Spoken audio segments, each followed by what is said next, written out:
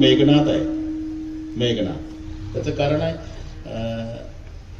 एक अप्सरा तर जास्त आहे. 2 मिनिटात अप्सरा शापामुळे बेंडकुळी झालती. बेंडकी पण ती बेंडकी त्या जंगलात जिथे तपस्वी 5-25 पेंज तयार करायचे. पेंज मातीच्या माठात एकदाच खायचे.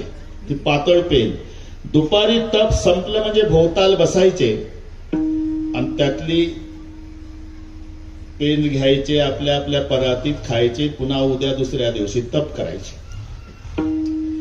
ती अप्सरा बेंडकी झाली पण तिनं उशाप मागितला, जा ऋषीचे प्राण वाचवशील तर तू शापमुक्त होशील, तुला सौंदर्य प्राप्त होईल. ती बेंडकी त्या जंगलात जिथे ऋषी एक दिवस